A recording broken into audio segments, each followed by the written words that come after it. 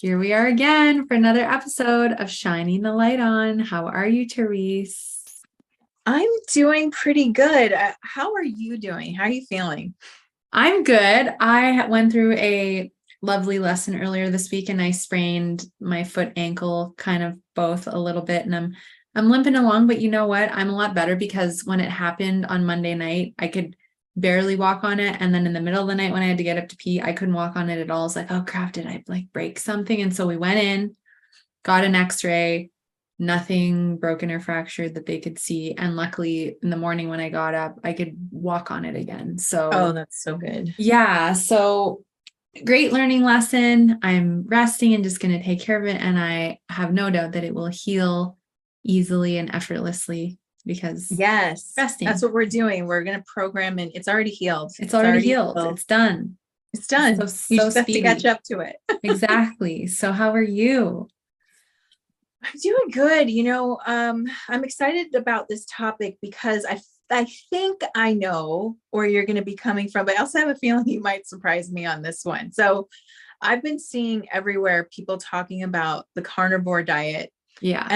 And months ago, I had watched the TEDx, I think it was, talk by Michaela Peterson. Yeah. Who had talked about all of the autoimmune issues she was going through. And she had like a real doozy. And everything that she tried to do to help heal her body, it was like one of those things where it was like, it's like whack-a-mole, right? You'd get one, but then a new issue would spring up until she engaged with this carnivore diet, which is, it's kind of controversial. I mean, can you explain it to people? I'm not sure I fully understand. I think it's just meat, right? It's meat, water, meat, salt.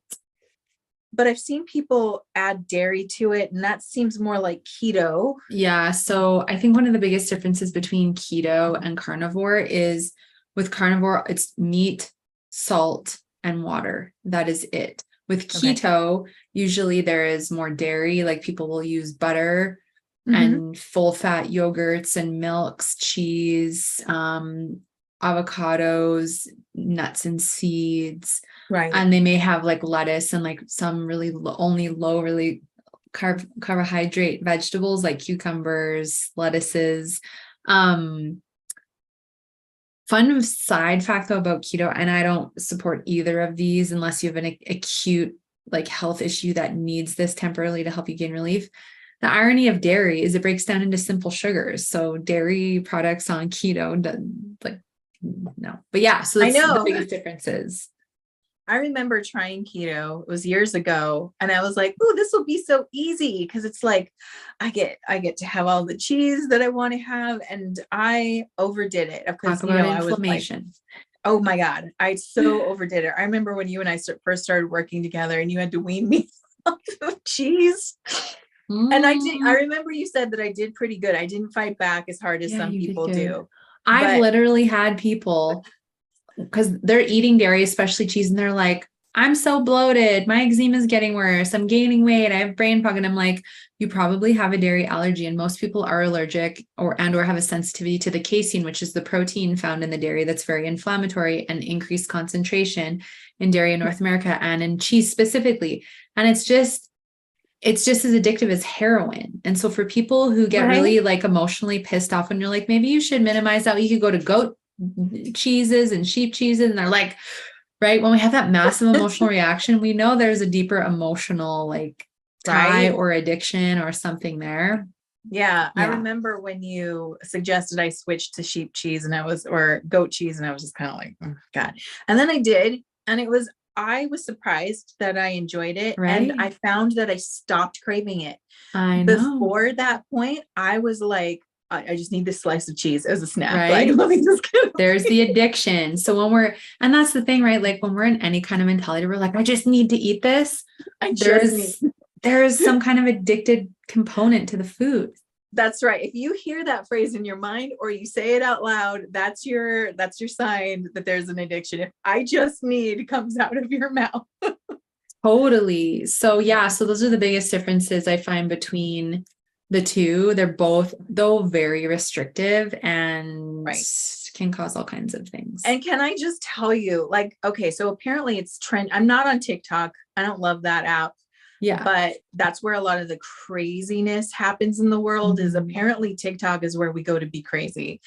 And there's all of these like food influencers on there that are doing this carnivore diet. And for some reason, I don't understand it, because apparently no one has actually linked it to anything scientific about why, but they're obsessed.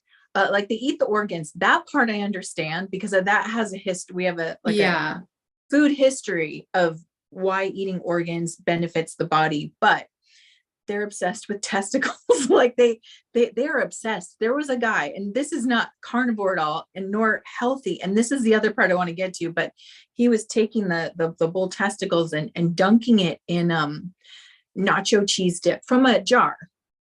I'm like, what are you doing? Garbage though. That's not going to help your health. Oh my gosh. Right. And there are a lot of these people who are promoting this carnivore diet who are mixing it with processed foods. Yeah. It's like, what? That's not.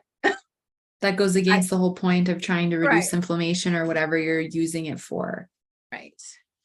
Yeah. Yeah. So it's a weirder trend. Like I feel like some people are, maybe because it's so restrictive, because as I understand it, like someone like Michaela Peterson, who, like I said, had extreme autoimmune issues, she was going down to, I think, beef and salt and maybe organs in there, but that's it. Like literally that's it. Yeah. She has a steak for breakfast, lunch, and dinner, sirloin steak. I can't imagine just eating that, but certainly, a steak every once in a while sounds delicious, but it feels like, just hearing that makes me feel like it causes me personally to have those old feelings of, anytime we were talking about this off camera, but anytime you put yourself in extreme restriction like that, it's going to trigger, right, your disorder. If you're still healing, I'm sure maybe even if you've healed from it. Oh yeah. It causes me panic. That's what I feel when I think about that. I just feel puffy because I'm like, oof, like I love a good steak too. And at the same time, if that's all I ate, I just feel like I'd just be puffy all the time. Yeah. Just because it's not in alignment for us, right? Like versus her, it's the only thing that helped her gain massive relief from all her autoimmune issues, right? So it's like, it's so good she found something that helps her, but gosh, that is just, if that's all you have to like have the relief, it's just, that's a lot. That's overwhelming. And I mean, I can understand it. Like, for example, in her situation, her body was breaking down on her so much. She was getting like open sores in her skin all the time, on her face, on her body. I think she was having a hard time walking. I think she had to go onto a cane. Plus, and she's young. Very young, a lot of joint pain issues. It was like her body was almost cannibalizing itself. It was like breaking down so bad. So if that was the experience I had before, and then it was that, or eat 3 steaks a day for God knows how long she's going to have to do it. Cause we don't know, we actually don't know what her life path looks like. But if I had to choose between those two, I'd choose the 3 steaks a day. For sure. And I think I'd be a happier person. For sure. That kind of suffering is nobody wants that. Right. And I think that's one of the things we wanted to mention. And I wanted to get your take on, just with your background and what you do. Some of these restrictive diets that we're told about, like Atkins or keto or carnivore, or intermittent fasting, there is a benefit to it for some people, right? Yeah. And so there's a very small amount of the population that doesn't have an emotional relationship with food. And you notice how I never say eating disorder, because I just find those two words to be very dense and heavy and permanent. And I really feel that no kind of emotional relationship with food is permanent unless we don't ever want to deal with it. So that's why I use emotional relationship with food, whether you're emotionally eating, binging and purging, whatever's going on for you. But only a very small amount of the population has a healthy relationship with food. So for those that have the healthy relationship with food, they're so detached from it. They're eating for physical nourishment. They don't have any cravings. They don't get triggered to self-sabotage. They don't feel guilty if they eat a piece of cake. They're just in this place of neutrality and peace with food and with their bodies usually as well. They're the ones that can go and experiment and try these different things and just be like, oh, I tried that, I liked it, or I didn't like it, or I fast for this health benefit or whatever. And it doesn't have any negative impact on their emotional state, albeit it could on their hormones or certain physical things if something goes out of whack, or it could make it. So that's what I see now. Another small amount of the population may have severe health issues, right? And they're the ones that may try these things and they may experience benefit from it. But for the like other 90 to 95% of the population who has emotional relationships with food, who struggles with the binges, the emotional eating, the overeating, the body image issues, they see this and it's like this shiny, sparkly, like, oh my God, I'm going to just eat meat and lose weight really fast. Like it's about weight loss because that's going to make me happy. And that is not a healthy reason to go on any kind of diet or restrictive eating style, because it's just going to fuel the all or nothing mentality. When you're that restricted and rigid, one day when you are triggered to want to binge or emotionally eat, you're going to go into such a rebellious state and eat so many of the things and then feel like garbage. So that's why I don't suggest any kind of fasting or restrictive diets or eating styles for anyone who's struggling with any form of emotional relationship with food, because it will trigger relapses or trigger worse binges. And I've seen that with so many of my clients who tried keto before we started or other restrictive diets. They have food fears, food rules.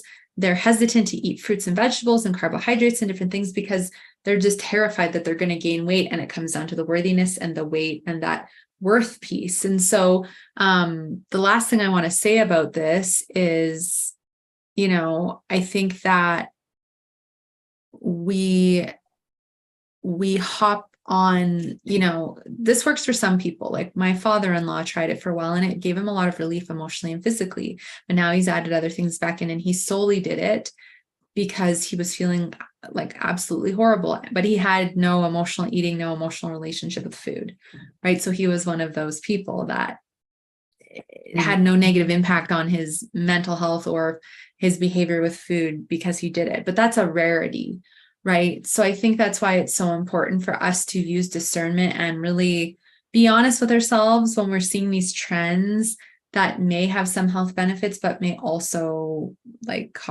can cause a lot of havoc physically and emotionally if we're not mindful. Yeah. And I wonder even if there's enough data on it yet about how it affects people. I don't think so, because the same thing happened with keto, right? It blew up. You get all these food blogger influencers. And there's a lot of money in it too. This is the other game, is money. So when I first started my business and first started my podcast, my co-host was pro keto, deep into all the keto stuff. But the irony was, is behind the scenes, she couldn't even follow the keto diet because it was so restrictive and it was triggering her to kind of like binge and overeat. And she told me, she's like, oh, I got some jelly beans and I ate them all. Oh, I got this fruit and I ate it all. She's like, I can't even keep up with it. But she's like, the money I'm making is so good from promoting it that I can't stop. All the food product, like endorsements, all the people buying her little mini bundles. Like she was making a 7-figure blog from this being her identity and this being what she pushed. And then when she tried to pull out of it, she lost a lot of money. So, and I know a lot of influencers that will attach their identity and their brand to a certain eating style or diet, which is what we're going to talk more about. Yeah. And they make so much money while they ride the wave, and then, but they can't actually do it. They're not practicing what they preach. And so they're lying to everyone, making a bunch of money. And that's what's a big part of it, is the money, the influencer part. I mean, you got to look at, and again, if I was on that, if you were on TikTok and you look at or like one of those posts and you get put into what probably the carnivore diet algorithm, and you start seeing it. And I'm sure that if you watched enough of those, you hear them talk about all these amazing things, like the weight's just falling off and I've got so much energy now and this and that and the other thing. But then probably and grab my 5 tips below, and grab, a copy of my new book, this and that and the other thing. So they're selling books, they're selling affiliate programs, maybe supplements, things like that go with it. And that's the thing you got to pay attention to. It's not to say that some of what they're saying isn't true, but it's all based on earning this income that is, in fact, one of the examples I saw, and I don't I don't remember which book it is, so I'm not going to say, because I can't remember which carnivore book this was, but this person was touting the carnivore diet, pushing it, and they go really extreme. So they're like, fruits and vegetables are BS, and they're like throwing them away, and they're like, this is poison. If you're taking this, you're taking poison. So they're literally calling fruits and vegetables poison. Yeah. And telling you it has no nutritional value, while being barefoot at the grocery store, it's like, wait, what? Like, what are you doing? It's just, it's extreme stuff. But this one of these people was telling people that like fruits and vegetables have no value. They're actually toxic. It's like you're taking poison, and this is the path forward. But then later had his like labs done and showed that he was having decline in certain areas, and he literally had to add fruit back into his diet. So instead of admitting that, I was wrong, and we need to reassess this and look at it a different way, he just kind of twisted it, and he'd be like, look, nature wants you to eat fruit. So there's less protective chemicals in fruit than there are in vegetables, because vegetables don't want to be eaten. That's why they have all these defense chemicals, but fruit wants you to eat it. So, carnivore with fruit and honey, this is the good thing. And it's just like, yeah. And I'm glad you bring up the labs thing, because this is what I saw and what I see in my own experience as well, when I was still kind of like overcoming my food addiction, and I really wanted to work on balancing my gut. And so I cut out all fruit because this protocol said to do so. And yeah, it helped my gut, and yeah, I lost weight, but I was getting more and more exhausted, more breast tenderness, gaining weight more easily after the initial like loss. And then I got my labs done. My cortisol went higher. My thyroid went underactive, which is like sluggish, the slowing down of the metabolism. I had more inflammation, and my estrogen went really high, and my progesterone went really low. And that's all from the high cortisol. And a pure animal protein diet is not your adrenal glands friend. It shoots it up, because you have to expend a lot of energy to break your protein down, 3 to 6 hours to break down animal protein. And I love animal protein. I'm a carnivore, but blended with good whole foods, carbohydrates, fruits and vegetables, good fats, etc. This balance, because I was literally eating like salmon or tuna with steamed vegetables for breakfast, or chicken breast. Like that takes so much energy to break down. And if your cortisols are already really high in the morning and you have adrenal fatigue, it just makes it worse. So I suspect perhaps what was happening for him is his cortisol was going through the roof, and his adrenal glands were stealing his testosterone and eating it up. And then he saw these deficiencies, because the adrenal glands get fatigued of producing all this cortisol, and then it starts to steal other hormones to convert it into cortisol to keep you in this fight or flight. So testosterone, thyroid hormones for women, progesterone and estrogen can also be testosterone. You deplete your B12, your vitamin D, your iron, right? But people aren't looking into any of this. They're just like, squirrel, let me do this. Like, right? Like that's what it is. Like shiny object, let me try this, because of the weight loss results, because it's a trend, because whatever the reasons are. And again, I'm not speaking to that small amount of the population that has needed to, or is doing this for serious health issues and for relief. I'm talking about the other 90% that's just like, oh, another thing, let me try it. Right. And I feel like the people that need it are also getting guidance, right? Yes. They do get their labs education done. They have someone monitoring them along the way, so that they can see, is this working for you or not? So that's a very different situation. I agree. Being prescribed it versus self-prescribing it and saying, well, I'm 60 pounds overweight and everybody's just dropping the weight off by doing this, so I'm going to do this, without knowing like where you are starting and what your body says it needs. And most of it, and I'm so guilty of that. I've done that so many times in my life, where I had no clue of what I was working with or what my body actually wanted from me. I was just fixated on, I don't like my situation. I don't like this. I have this negative relationship to my body and to food. And so anything that's promising me that fix, that I'm going to be better if I have this, it's like, I would have been sucked right into it. Thank God. Totally.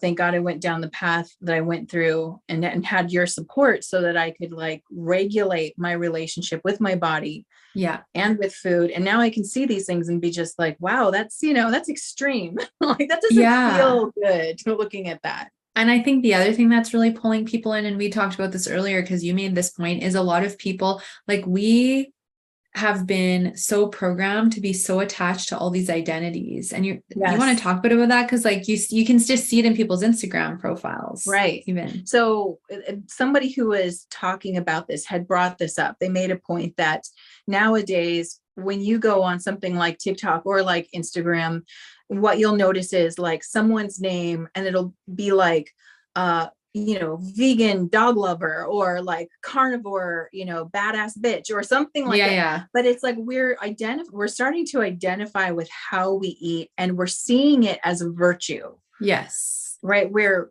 it's a huge virtue signal, which is why people put it in there, because it feels like this makes me better. And anytime our brain does that, one of the things we can know is immediately it's coming from our ego, because our ego, the way it operates is through this idea of separation, of individuality.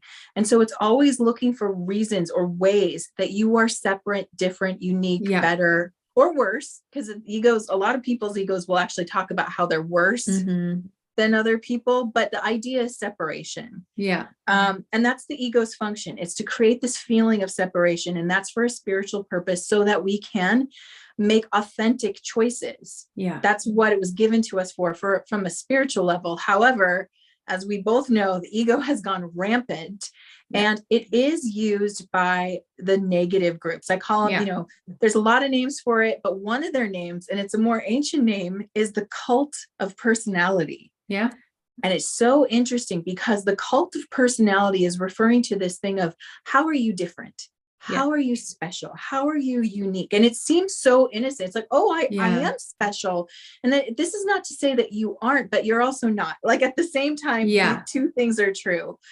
But the reason the negative group uses this is because their goal is divide and conquer. They want us separated. They want us fighting each other based on gender. They want us fighting each other based on ethnicity. They want us fighting each other based on economic structure, political structure, religious structure, now food. It's like any way that we can create the separation and division, they're going to do it. And so you'll see things like, man, we should do, I don't know if you've heard about the vegan teacher. Have you heard about her? No. Gotta send you some videos. This woman's, it's my opinion, she's nuts, but it's so extreme. And part of her thing is virtue signal. Like she's better than you, and she's correcting your behavior so that you can also be a good person. The ego. But you can hear the separation in it. I'm above you. Here's my hand. Let me bring you up here to this virtuous point, right? Yeah. And so we've kind of fallen into the trap, because again, and social media really does highlight this and execute, because you get one shot, especially on like a platform like Instagram, right? You get a few lines to talk about how you're unique, different, and special. And for a business, that structure kind of works, because it's like people want to know, well, what do you do? Like as a business, why would I give you my business? Like, what are you going to do for me? And so that's what that structure works for. What it doesn't work for is, here you are as an individual putting yourself out there, and it's like, tell me how you're unique and different. And so we don't even think about it in terms of creating divisiveness. We just go along with it, because that's here's a field of words to put in. Yeah. And so I'm going to add that in there. I'm going to tell you what makes me so special. Right. And again, I don't personally have any problem with viewing yourself as special, because you should love yourself and you should appreciate the qualities that you have. But we're starting to identify how we eat food as almost like an accomplishment. Yes. And that feels weird. Yes. And to judge others for how they eat, and to go like, you're eating a way that's killing the planet, like you're eating meat and cows fart and increased carbon emissions, and you're eating vegan and you're killing more animals through harvesting avocados than you are the cat, right. And I mean, it's like divide. Yeah, no one can win. You're not going to win this game. So I think some people play it thinking that they're winning at it. But what you'll find is, like, no matter how you separate yourself, whatever path you go on, you'll always have opposition, because that's all it ever will lead to. Division only leads to opposition. It never leads to common ground or unity. And Yeah. so, on a spiritual and energetic level, this is promoted, this is encouraged, and you better believe it's elevated. So, that these people who are really divisive or controversial, who are putting out these extreme things, the algorithm is going to lift that up, because it's going to create, it wants one of two things from you. It wants you to like it and be a part of it, or it wants you to hate it. Yeah. It doesn't care which one you choose, because either way, you're sort of picking a side, right? Totally. You're like, you're separating. And it's that extreme, again, the polarity, the divisiveness, and it creates a lot of drama. It creates a lot of icky energy. I just remember a few times like talking about eating meat, and like the vegans who were following me were just like commenting the rudest things on my post. Or one time I just did this photo shoot and I had a water bottle in my hand, and it was just one from like a plastic water bottle. They're like, "You're preaching health and you have a drinking out of a plastic water bottle. What's wrong with you?" Blah, blah, blah, blah, blah. And it's like, that's how triggered and judgmental people get. And that is the level of ego that comes through. And so I think more and more, like you said, we are being pushed to be identified by the way we eat and our views and our favorite color and all this stuff. And it's just like, it doesn't actually really matter, but like, well, it keeps us we want to distracted, fit in, and it's just another way to be busy fighting each other, so things can go on behind our back that affect us all. Totally. But keep us from noticing it. And it's those, and I feel like the people who get out of this are the ones who are like, this doesn't matter. Ultimately, at the end of the day, it's your body. So if you are watching this and you want to go carnivore, exactly, it's knock up to yourself you. Out, but do so wisely, I would say. And if you're someone who's like so against it, great. This isn't really a judgment of people's behavior. It's rather looking at it going, why are we doing this? And is it necessary? And who is it serving? To exactly. do these things. And it's people though, because we witnessed this and we've seen this trend like the last 3 years with everything that's happened, like people wanting to side to fit in. And I feel like this is a similar theme, like, oh, I'm gonna go carnivore because everyone's doing it and I want to fit in.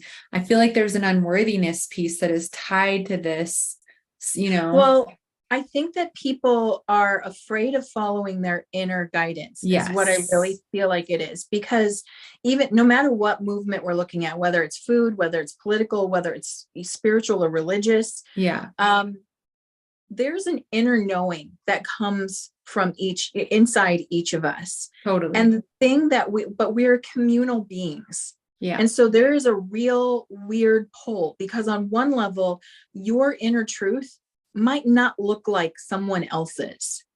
And yet you want to be a part of something. Mm-hmm. And so this is where we abandon aspects of ourselves to try to fit in. I noticed this when we were talking about like mask mandates and all the pokey jabby stuff and everything going on.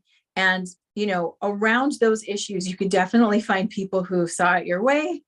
And people who saw it another way. But even within those groups, whether you were for it or against it, you would find that you couldn't find, like, at least I personally felt like I couldn't find holistic agreement. I couldn't, there were certain aspects of what people believe that I was like, yeah, I can see that, or that's what I'm getting. And then there were other aspects of different things. Like, so usually with that, what you get is you sort of get a clump of like, we all agree on this at this level, but the deeper you go, you find like, well, I can't go there with you, or I don't agree with that part. Totally. And so it causes a rift in you. If you're not secure in yourself and you don't have an established relationship, a deep self-trust, if you aren't trusting yourself, then you're easily swayed by the group that you're trying to fit into. Because again, we're a communal species. We need each other. We do better together. And we truly suffer when we think we're alone. That's what causes our greatest suffering, is this aloneness. And so again, there is this temptation to abandon parts of yourself just to try and stay in the group, just to try and stay on board with this, and so, which is icky feeling like, but this is where we have to get over divisiveness, and we have to understand that we can coexist with each other and not agree on everything, but that doesn't mean they're against you. Right. And that's what one of the things I see a lot as I'm trying to navigate, where do I stand in all of this, is that there are some people who can stand in that spot where it's like, yeah, I can agree with certain aspects of what you believe. And some of it I don't, but I'm not against you. No. Right. And what we tend to see in this extreme polarization of what's going on, whether it's diets or political or whatever, is that people are literally afraid of someone disagreeing with them or being on the other side. Yeah. That fear of judgment and that fear of, it's bigger now than it ever has been, because I think just the polarities and everything that's happened has really like amplified it. Yeah. And I know this is slightly off topic from where we started, but I think it's an important point, and it gets us basically to the same place. And that is, we need to stop focusing on what makes us so different from one another, and really start to recognize that, okay, let's say you are on some extreme diet and I'm not.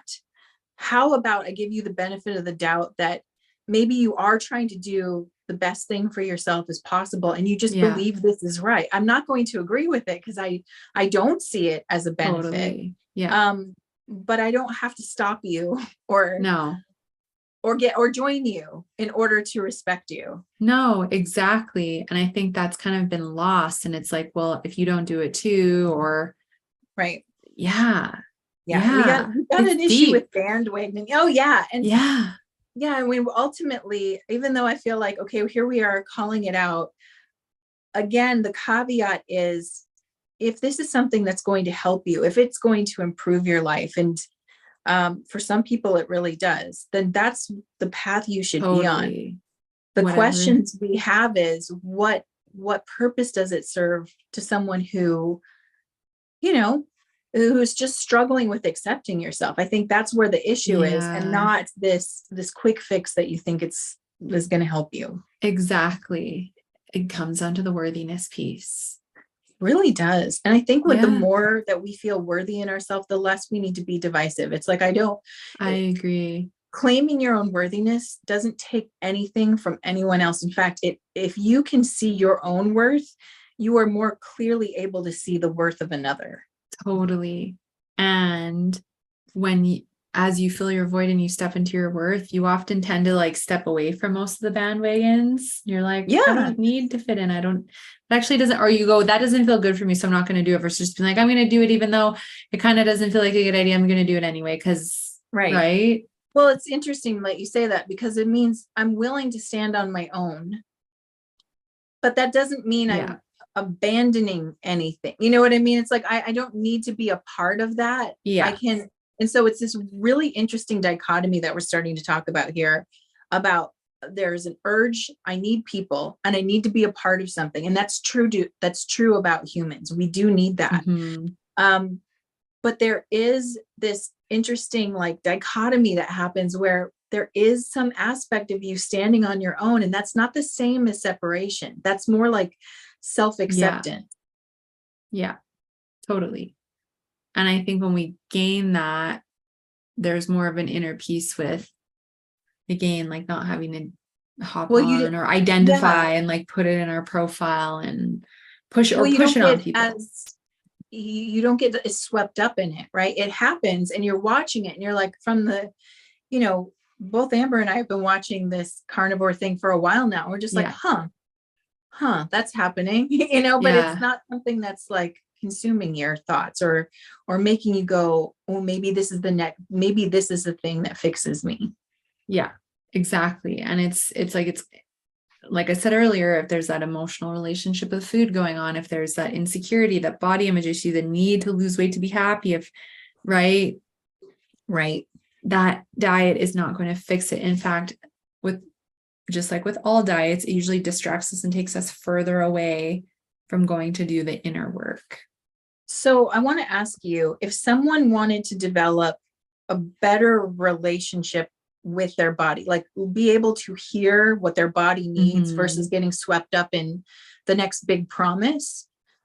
How would they go about doing that? How would they start that if they were at square one and they were like, I don't even know what that means to trust my body? Yeah. So I think first of all, it's to start to build awareness around, what do you think of your body? What are the thoughts and emotions you feel toward your body? So there's this emotional aspect of it. And then it's like, do you have any, I guess this part's more physical, but do you have any current symptoms like inflammation, puffiness, pain, fatigue, brain fog? Because it's to understand, right, with the weight loss piece specifically, or with symptoms, like if you're trying to gain relief from a symptom and that's why you're wanting to go on this diet, can you start reading or gaining information or working with someone or listening to podcasts to start to build awareness of what the root causes of the symptom are, how your emotions are involved in that. Because the diet is not going to make us love ourselves, as we know. So I think awareness of thoughts and emotions towards self and awareness of how we treat ourselves is a very important first step, because if you're running around like a chicken with your head cut off, you're not drinking water, you're barely getting any sleep, and you're treating your body like a garbage can, that is the stuff that needs to change. And usually what fuels that? Unworthiness, not feeling good enough. And I'm people pleasing, I'm overbooking, and I'm striving for perfection to prove that I'm good enough when I don't feel that way. So yeah, so that's a lot of stuff going on. What would you recommend? So I feel like if I tried to tackle all that at once, I would go into shock of some sort. For sure. It's hard because I think it's the reason I shared all of that is because it's so important to understand how complex the circumstances and that another diet is not going to fix it. So are you willing to slow down and take a step back and really look at the complexity of the circumstance, and to be willing to go, there's a lot here. Can I be honest with myself that another diet is actually not going to do the trick? Like, that's one of the things I see on my intake all the time. I know the diets aren't working. I really need to figure this out because I've been wasted 10, 20, 30 years dieting, and I know it doesn't work. So gaining that clarity and being honest with yourself, I think, is a good first step. And then starting to build awareness around your thoughts and emotions with your body and your calendar, and going, does this match up to help me reach my goals health-wise? And if it's not, then what's the first thing you want to start working on? Is it hydration? Is it, I know I continue to give more ideas, but that's where I would suggest, be honest with yourself. Good. Right. Yeah, I'm trying to think back to like when we started and how I approached it. And I think that for me, it was like, I needed more sleep, and I was having a hard time accepting that, because I would would tell Amber I would crash in the middle of the day. I'm like, I can't even make it. When it hits 4 o'clock, and she was like, take a nap. And I was like, but and she was like, just take the nap. And so that for me was sort of the start, was it's okay to take a nap. It's okay that I feel tired. I accept that this is the reality for now. And working on one piece at a time where I could get some clarity, where I could have like a little breathing room in my mind to be able to focus on it, was a big deal for me. Exactly. And to know that as you just pick away at it and have your patience and don't give up, you will work on these things, and you will feel better, and you will see that, wow, this is a better route than just trying another quick fix. Oh, totally. Now it's like the beautiful thing is, having addressed it step by step, slowly. Yeah. Now I don't need as many naps because I've got some energy back. But when I do need one, I'm like, yes, it's nap time. Like, let's do it. Nap time. Yeah. And so the resistance goes away, and then we get to step into like, this is actually good, and I am safe, and it's okay for me to do this. Yeah. And that it means something positive. And that was part of it, was changing the association. The association used to be that somehow I'm failing. And now it's, no, my body has upgrades to do, or there's something coming in, and I should just allow that to happen. Yeah. No, it's very powerful when we get to this point, and when you realize, oh yeah, doing a diet is not going to fix that for me. It's about me really choosing to take this step and give myself permission and clear the guilt. And I think that's what so many people want to avoid, because it's more uncomfortable to try and do that. And it's easier to go, oh, I'm just going to try carnivore. That could fix everything. the surface level action steps, because you don't have to get uncomfortable. Yeah. And I think that also just in our day and age, we're afraid to go slow. We're afraid to take it slow. I think that I was talking to someone about sleeping, and I'm like, you got to acknowledge that this is going to take time. Exactly. Like, you're not going to fix it in 3 days, and that's okay. No. Yeah. It's more about the consistency of showing up and trying again than trying to, knock this out really fast. Yeah, exactly. So I feel like we've been conditioned that way, right? Oh, for sure. And now where instant gratification is like, think about how upset we get when our phone doesn't load, right? When we're sitting there trying to like load something and it won't load. It's like a minute has gone by, but we're like, what's wrong with this thing? I know. Yeah, exactly. I mean, now with things like, and we haven't even talked about this, maybe we talk about it in the future, but things like Instacart and stuff where you don't even have to leave your house to get food. I know. And now they have it. Yeah, we totally need to do a conversation on all those things. Right. Yeah. So we've got this crazy belief that it has to happen now, and it's going to be quick. And if it isn't, then it doesn't work. And I'm not giving it any more time. It's such a huge disservice that we do to ourselves. And then what are we looking? We're looking for the thing. I mean, that's where, we started this whole podcast with Ozempic, right? And that was like supposed to be the miracle shot. And it was really harming people. Some people were having horrible reactions to it, but I mean, that thing was promising $800, I believe, one shot once in a while, and the fat will just melt right off you without you doing anything else. Yeah. Except you're going to also have all this other stuff happen. Yeah. All these health issues. Right. Yeah, totally. Yeah. It's very, I don't even have the words. It's just like shocking because people are so impatient because we've been conditioned to be. Yeah. So we just have to get back to the reality that lasting change takes time. Yeah. And the slower you go, the more successful you'll be. Yes. Well said. So we have a couple questions let's do about this. So what I'm curious about is how does this specific carnivore diet impact us energetically and our frequency? Okay. How does the carnivore diet affect us in frequency and an energetic level?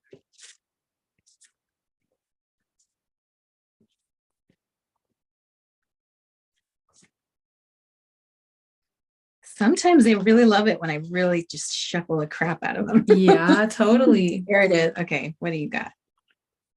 Oh, interesting. Oh, and the picture is kind of like wild too. Hold on one second. So check out this picture. I'll show it to you upright. But here's like a lady and she's got like a tiger in her hair. Yeah. This is the Princess of Wands, but it's coming up in reverse.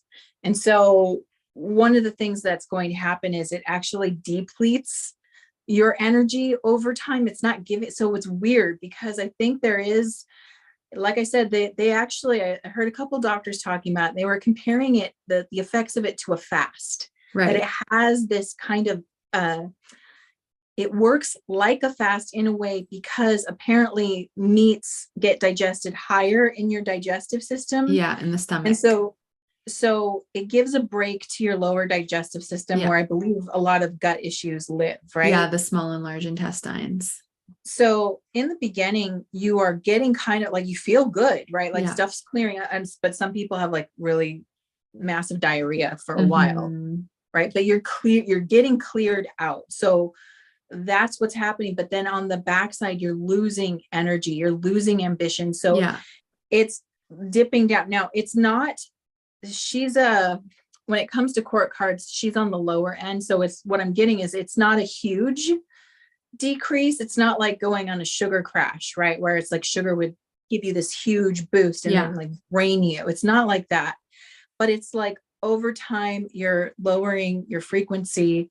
And I do think that it's connected to, weirdly, the animals. Like it's, there is something to say when we're, I've seen vegan posts where it's like, eat from the garden, not from the graveyard. You are eating from the graveyard, technically, when you're consuming animals, there's no life in it. Right. Whereas if you were eating fruit, most people eat fruit raw. There's a lot of life in that. Same with, raw vegetables to a degree as well. So you're not getting that life force energy the way that you do when you combine it with fruits and vegetables. So you get a little depletion actually after a while. Your frequency lowers down. And I actually feel like another thing it's telling me is that you feel heavier over Makes time. Sense. It makes sense because of the way it depletes the adrenals and you produce more cortisol. Yeah.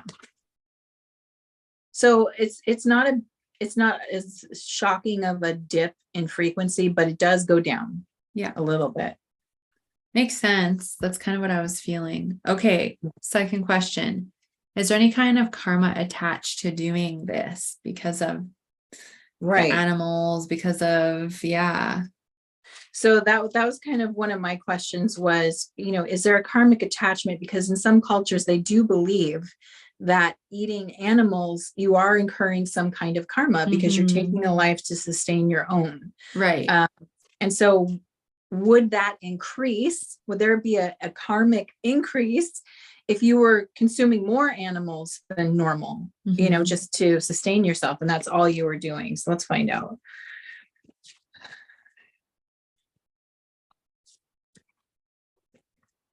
Oh, yeah. Yes. Not as bad as I thought. So again, this is the 5 of Cups, disappointment. This card's negative either way it goes. So what it's talking about is that, there is a heavy, look at this, it's a giant block, right?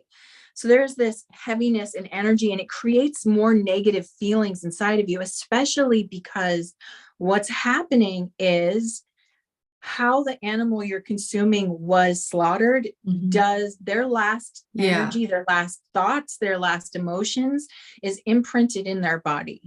Just like us, just like we do that too. I mean, this is not woo-woo, it's how it works. Like we talk about emotions getting trapped in the body.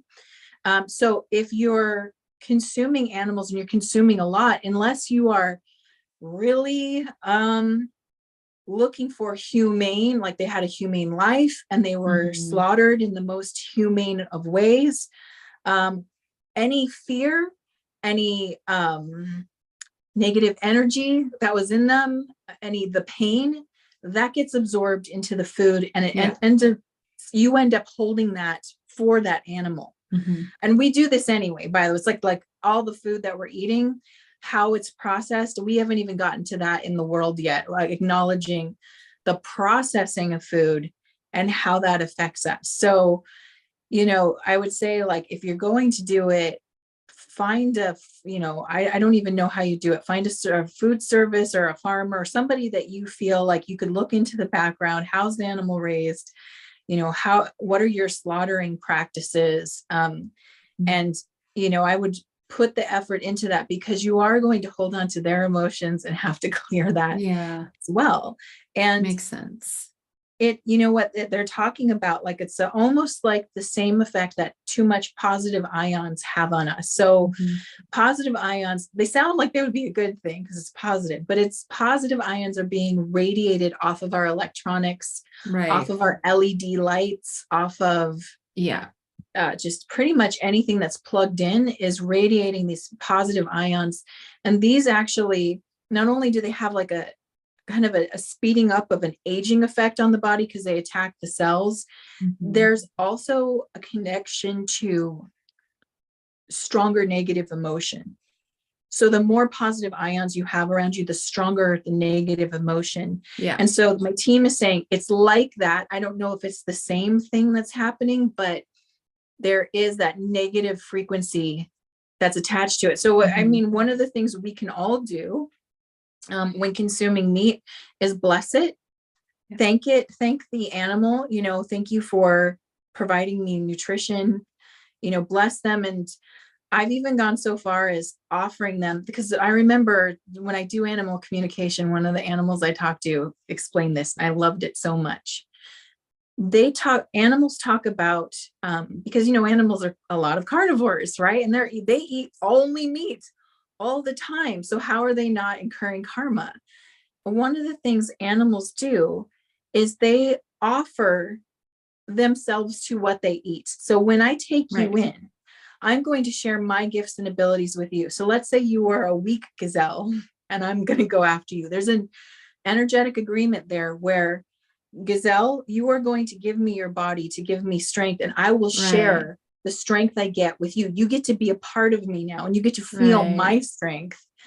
And so when we're eating food, we can say, thank you, bless you, and I'm sharing my human experience. You get to experience humanity, or you get to experience my love, or my loyalty, or my strength, or my artistry, or whatever it is you want to share. But it's acknowledging the spirit behind it has such a, there is sort of a karmic handshake that happens where it's like, agreed. You know what I mean? Like, thank you for this. Here's this. Yeah. And when you can do that, you close the loop. The loop is done. Yeah. Makes sense. 100%. I love that you got that information from an animal and that you can share that here, because I think it's so important for us to understand these connections.